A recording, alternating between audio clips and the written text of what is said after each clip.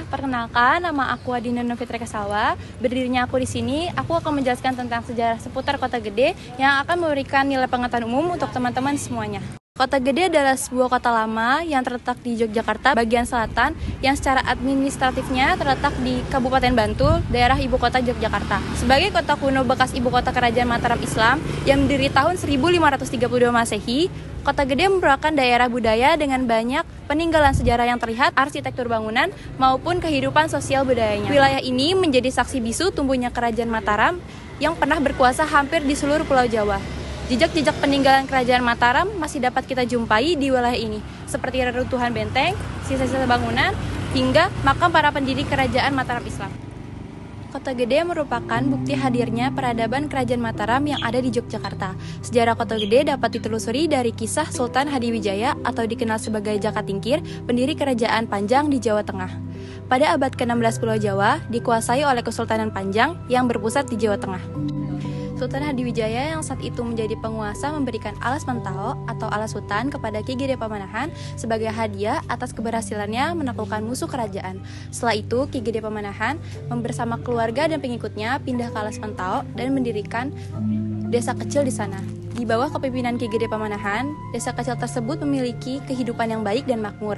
Hingga akhirnya ia pun wafat dan kepemimpinannya digantikan oleh putranya yang bergelar Senapati Sing Ingalaga. Kebijaksanaan Senapati selama menjadi pemimpin menjadikan desa kecil itu terus bertumbuh menjadi kota yang semakin ramai dan makmur hingga disebut Kota Gede sekarang. Selanjutnya, Panembahan Senapati memperluas wilayah kekuasaan Kerajaan Mataram Islam hingga ke Pati, Madiun, Kediri, dan Pasuruan. Panembahan Senapati wafat pada tahun 1601 dan dimakamkan di Kota Gede berdekatan dengan makam ayahnya.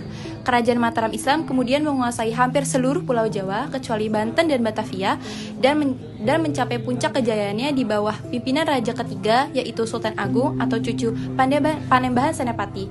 Pada tahun 1613, Sultan Agung memindahkan pusat kerajaan ke Karta atau dekat dengan Peret dan berakhir era Kota Gede sebagai pusat kerajaan Mataram Islam.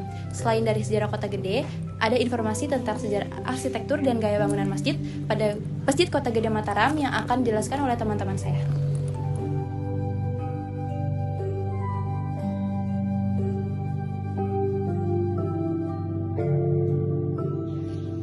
Halo Pak Tino dan teman-teman semuanya. Di sini saya Ara dan rekan saya Indi. Di sini kami sedang berada di Masjid Gede Mataram dan kami akan mereview mengenai arsitektur dan sejarah. Baik, selain dari masjid sendiri sebagai bangunan utama, di area masjid ini juga terdapat 2 pendopo dan 1 tugu jam. Nah, bisa kalian lihat tugu jam di sini itu sebagai penanda bahwa ada pembagian wilayah antara Solo dan Yogyakarta. Itu berdasarkan perjanjian Giyanti. Nah, jadi kita sudah berada di salah satu pendopo. Jadi di depan masjid ini itu ada 2 pendopo. Di sebelah kanan masjidnya itu adalah pendopo putra dan sebelah kiri adalah pendopo putri. Jadi kita sedang berada di pendopo putranya. Bisa dilihat ini dia pendoponya, guys. Jadi pendopo ini diperuntukkan untuk tamu-tamu yang menginap di masjid ini.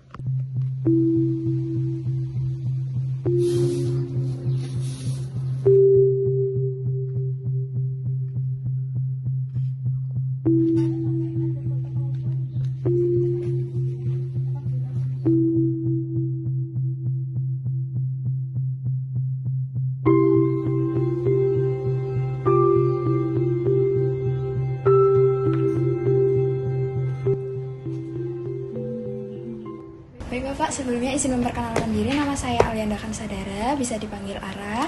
Kemudian ada teman saya Destia Andi Laura, biasa dipanggil Indi. Nah, di sini kami dari ISI Yogyakarta ingin mewawancarai Bapak mengenai Masjid Gede Mataram. Secara singkat, berdirinya Masjid Gede Mataram itu secara fisik berdiri tahun 1587 Masehi. Jadi sudah hampir 400 tahun yang lalu. Kenapa tiba-tiba ada masjid di tengah Pulau Jawa yang masih alas dulu? Ini sebenarnya karena di Kerajaan Islam Demak itu yang pada waktu itu rajanya Edi Wijoyo. Itu punya perseteruan, punya musuh atau kecocokan antara wilayah yaitu dengan Arya Penangsang. Karena di Wijoyo Arya Penangsang itu satu guru, pernah belajar bersama, maka sungkan untuk melawan saudara lain. Maka Edi Wijoyo mengadakan sayembara, siapa yang bisa mengalahkan Arya Penangsang akan diberi tanah merdikan di Kota Gede. Yang itu masih alas mentau, belum ada apa-apanya. Akhirnya singkat cerita, ya masuk Ki Ageng Pemanan yang mengikut saya baru. Tapi Ageng Pemanan yang dulu maju anaknya Sutowijoyo, yang dulu Raden Mas Sutowijoyo, yang besok akan bergerak menjadi Panglima Senopati. Dan akhirnya menang. Ada masa tewas, akhirnya betul di Kota Gede diberi hadiah bagi tanah merdikan. Akhirnya Menan, Sutowijoyo dan beberapa kerabatnya hijrah dari Demak ke Kota Gede untuk membuka alas mentok. Atas saran Sang Kalijogo, pertama yang dibangun adalah masjid. Di masjid baru bangun kerajaan, bangun pasar, ada semua. Maka mulailah bekerja membangun masjid. Sebelum selesai Ki Ageng Pemanan meninggal, diteruskan anaknya Sutowijoyo. Akhirnya berdiri tahun 1587. Karena mulainya belum tahu, lama sekali kan. Dulu nggak ada alat berat. Baru itu barulah buat kerajaan pasar. Jadi masjid itu masjid pertama di Yogyakarta. Halo Des, jadi kita sedang jajan.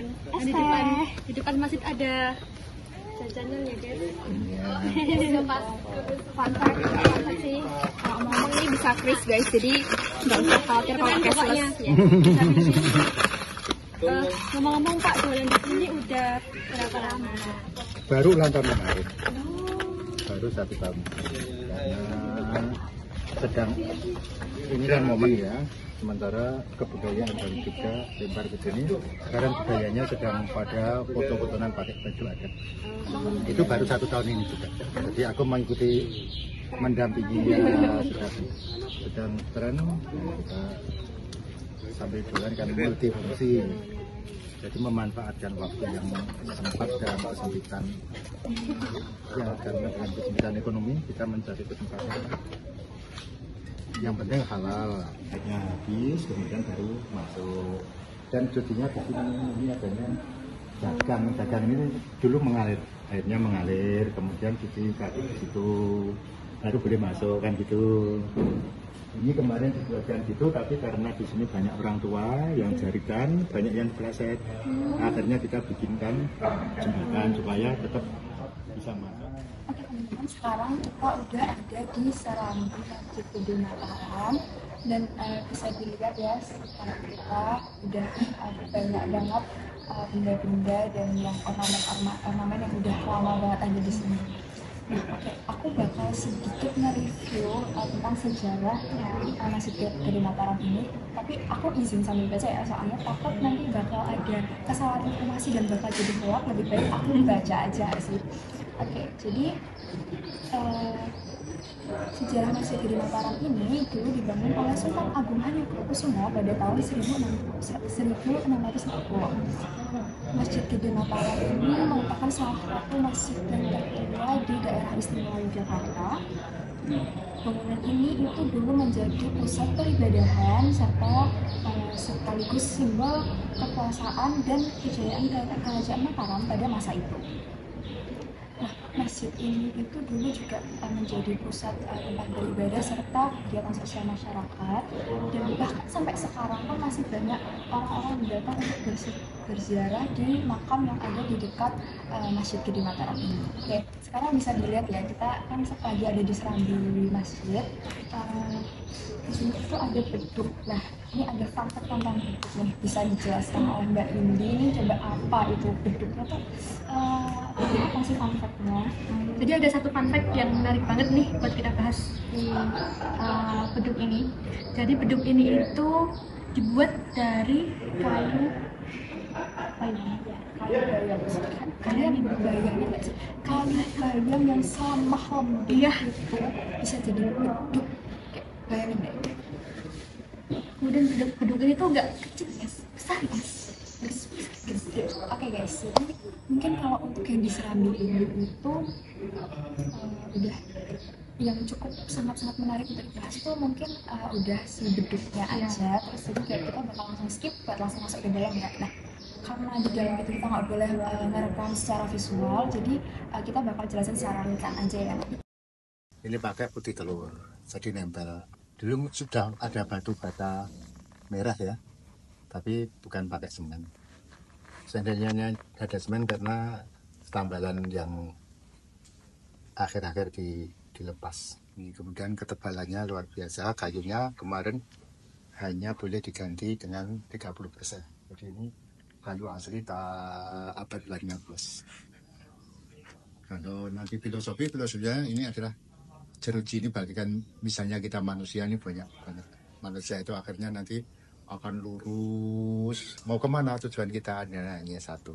Nah, misalnya bagi seandainya manusia itu hidup berbagai suku bangsa, nanti akhirnya mau satu, kembali kepada Allah, kepada Tuhan. Jadi menyatukan. Itu gambaran masjid ini seperti ini.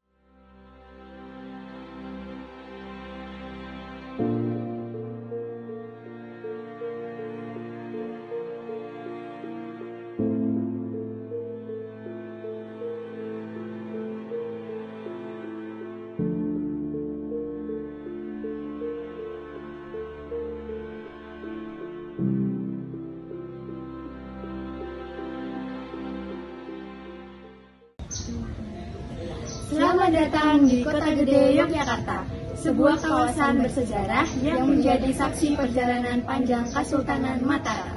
Di sini aku Sandy dan aku Anin akan menjelaskan tentang sendang selirang, sebuah sendang yang digunakan oleh para leluhur sebagai tempat pembersihan diri sebelum beribadah di Masjid Mataram, Kota Gede. Sendang selirang bukan hanya sebuah kolam air, tetapi juga menyimpan berbagai ornamen yang kaya akan makna budaya dan nilai spiritual. Sendang selirang atau sendang selirang didirikan pada masa Kesultanan Mataram Islam pada abad ke-16. Sendang ini dibangun bersamaan dengan Masjid Mataram sebagai sarana untuk bersuci, baik secara fisik maupun spiritual. Lokasi sendang yang berdekatan dengan masjid memperlihatkan betapa pentingnya konsep kesucian dalam tradisi Islam dan budaya Jawa.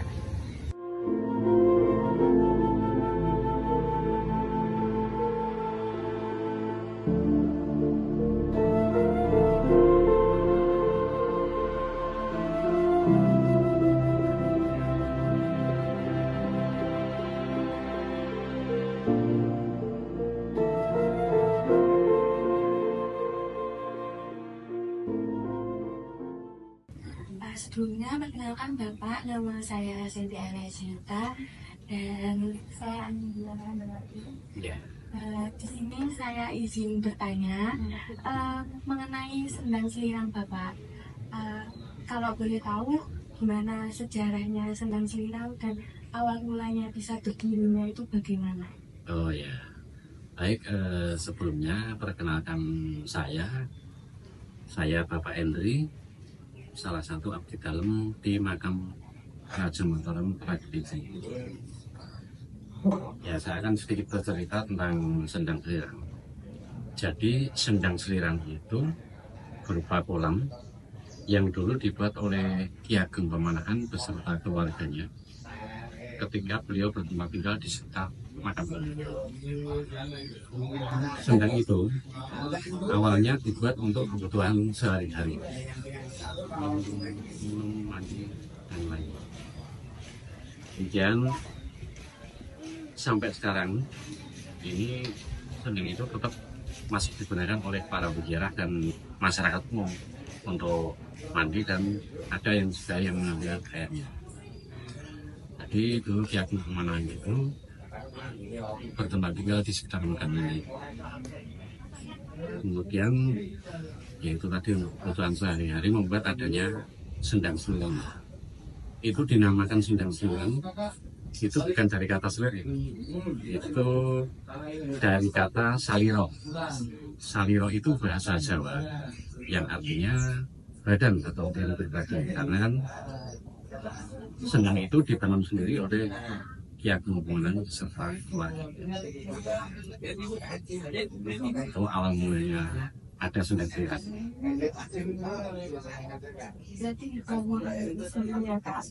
Ya betul. Itu ya sekitar abad 16. Karena kan Ki Ageng Pemenang pindah ke Kota Gede yang dulunya masih berupa hutan, namanya hutan mentau. Karena banyak tumbuh pohon yang namanya pohon mentau, maka dinamakan hutan mentau. Beliau dapat tinggal di sini karena dapat imbalan atau hadiah dari Raja Pajajaran yang bernama Sultan Haliwijaya. Itu sebagai hadiah karena putra dari Ki Ageng Pemenang yang bernama Danang Sutawijaya dapat membunuh musuh Sultan Haliwijaya itu. Kemudian akhirnya bertempat tinggal di hutan mentau ini. Setelah ditempati oleh Ki Ageng Pemenang kan Alas Mentau menjadi daerah yang semakin ramai. Yang dulunya hutan belukar menjadi semacam apa ya? Nah, pemukiman penduduk yang padat. Itu awal mulanya adanya sendang.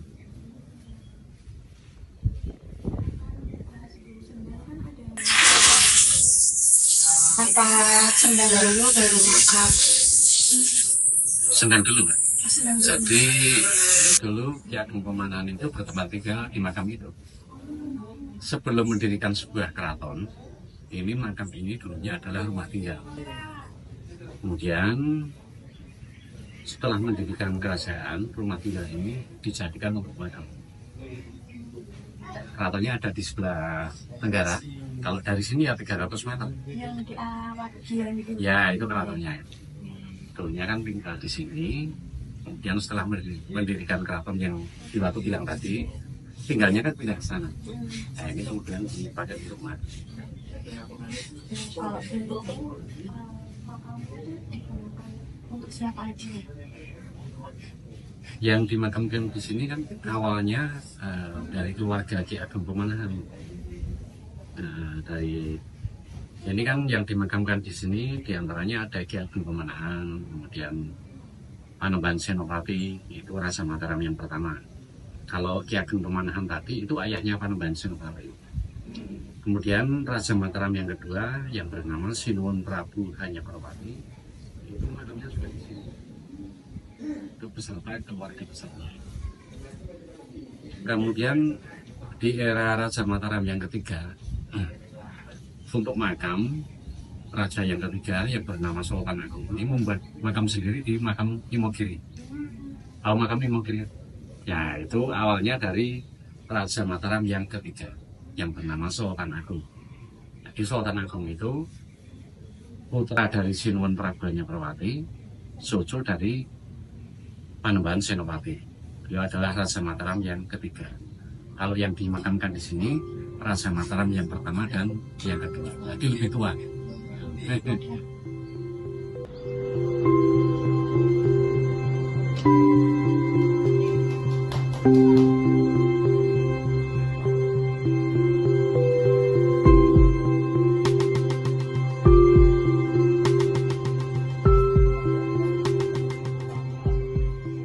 Senang Selirang terdiri dari 2 kolam terpisah, satu untuk pria dan satu lagi untuk wanita. Di sini pengunjung bisa melihat pancuran air yang mengalirkan mata air jernih, simbol dari kesucian dan pembaharuan diri. Pada masa lalu, kolam ini digunakan oleh keluarga kerajaan dan para tokoh agama untuk berwudu dan membersihkan diri sebelum memasuki masjid. Jalur setapak yang menghubungkan Sendang dengan area lain di kompleks ini juga dibuat dari batu, menambahkan kesan alami. Pepohonan yang besar tumbuh di sekitar Sendang tidak hanya memberikan keteduhan, tetapi juga berperan sebagai bagian dari lanskap spiritual, melindungi kesucian tempat ini. Patung-patung kecil yang tersebar di sekitar Sendang seringkali melambangkan penjaga spiritual yang diyakini oleh masyarakat setempat. Meskipun patung ini sederhana, mereka memiliki makna mendalam, yaitu menjaga keseimbangan energi dan melindungi area suci dari gangguan. Pancuran air di sendang ini dipercaya melambangkan aliran berkah dari Sang Pencipta. Air yang jernih dan mengalir tanpa henti menjadi simbol kehidupan yang bersih, segar, dan abadi. Desain arsitektur Sendang Selirang memiliki arsitektur yang sederhana namun syarat makna. Dibangun dengan gaya tradisional Jawa, sendang ini dikelilingi oleh tembok batu tinggi yang menjaga suasana hening dan sakral di sekitarnya. Pintu masuk sendang berbentuk gerbang klasik yang menyerupai gapura candi, mencerminkan pengaruh Hindu-Buddha yang masih kental pada masa itu. Sendang Selirang terdiri dari 2 kolam terpisah, satu untuk pria dan satu lagi untuk wanita. Di sini, pengunjung bisa melihat pancuran air yang mengalirkan mata air jernih, simbol dari kesucian dan pembaruan diri. Ornamen di sekitar sendang. Ornamen di sekitar Sendang Saliran memiliki makna tersendiri. Pada gerbang utama, terdapat beberapa ukiran dengan motif tumbuhan yang melambangkan kesuburan dan kesejahteraan. Motif ini sering digunakan dalam arsitektur tradisional Jawa sebagai simbol keharmonisan alam dan manusia. Selain itu, ukiran dengan bentuk sulur dan daun pada dinding sendang melambangkan kehidupan yang terus tumbuh. Bagi masyarakat Jawa, alam adalah bagian dari spiritualitas, dan motif ini mencerminkan keterikatan dengan alam serta keinginan untuk hidup selaras. Ornamen lain yang tampak di Sendang Seliran adalah batu-batu alami yang digunakan untuk dasar dan tepi kolam. Batu-batu ini dipilih bukan hanya karena kekokohannya, tetapi juga untuk menciptakan nuansa alami. Lumut yang tumbuh di sekitar sendang menambah suasana yang damai dan asri, menjadikan sendang ini seakan-akan menyatu dengan alam. Sendang Seliran adalah tempat yang tak hanya memiliki fungsi penting dalam tradisi Islam, tetapi juga menjadi saksi sejarah dalam budaya yang kaya di Kota Gede. Melalui ornamen dan arsitekturnya, sendang ini mengajarkan kita pentingnya menjaga keseimbangan antara spiritualitas, budaya, dan alam. Bagi siapapun yang datang ke sini, Sendang Seliran mengajak untuk menyucikan diri dan menyelami kedamaian.